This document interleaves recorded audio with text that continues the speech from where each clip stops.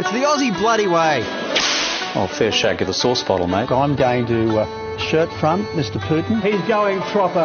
And now, continuing in that great tradition of knockabout blokes, our PM reckons he's onto a winner. Fair dinkum power. Fair dinkum power. Fair dinkum power. But what exactly is fair dinkum power?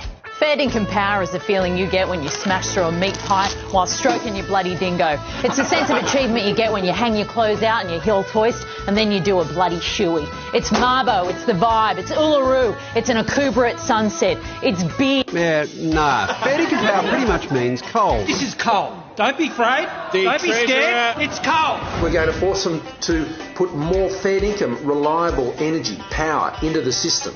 Renewables are great, but we're also needing the reliable power when the sun isn't shining and the wind isn't blowing. That's what keeps the lights on. But young rich lister and tech boss Mike Cannon-Brooks is calling BS on the PM, tweeting that fair income should mean fair to Aussies, to our wallets and to the planet. So he's made up a few environmentally friendly fair income logos to make his point. It's Warney ripping a big lump of fair dinkum coal into an ancient fair dinkum generator. It's Barnsey screaming at a dodgy wind turbine till it falls over.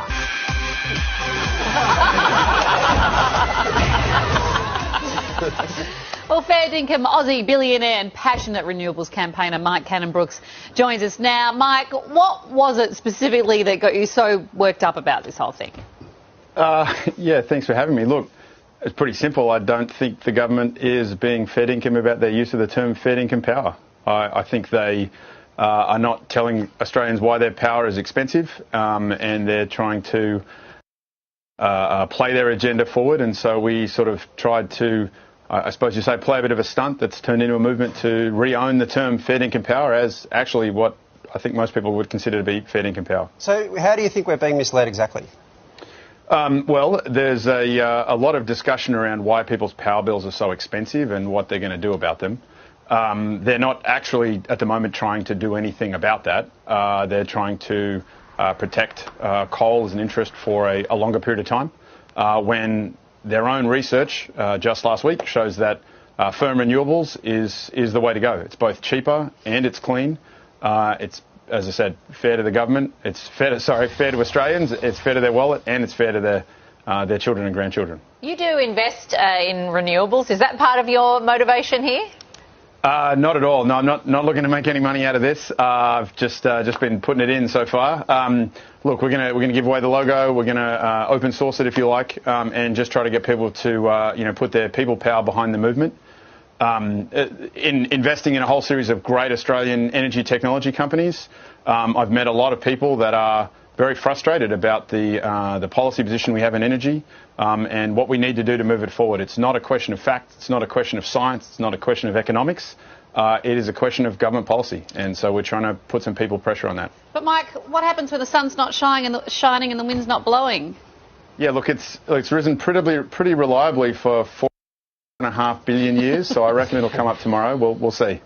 There's also the question of storage, which I know you've tackled before, because last time there was an energy crisis and you got fired up, you just sent off a tweet to Elon Musk and suddenly South Australia got the biggest battery storage in the world. So well done you. This time you've registered the brand Fair Dinkum Power, you've got these logos you're asking people to vote on. But after that, what's the plan? What's going to happen? Well, look, we're going to release the logo. We're going to put it into some sort of licensing plan, and we're going to try to use it as a symbol, right? A bat symbol for the renewable generation, if you like, for people to sort of rally behind and say, look, I believe in fair dinkum power, right? I believe that power should be clean, that it can be clean and cheap, and we're going to use it to promote a lot of Aussie innovations. Hopefully, put it on the side of Elon's battery. Neoen and Elon's battery, I should say, down in South Australia, and show the world what we do in terms of renewables, and the mission of Australia moving to 100% renewables and beyond. So, Mike, I've got to be honest, I've never said fair dinkum this much in my life. I feel like Al Stewart. And, but I do want to have a squiz at this logo, because you had 5 that were going around, and I believe you threw the vote out to the people. Like, which one have we come upon? What's the logo?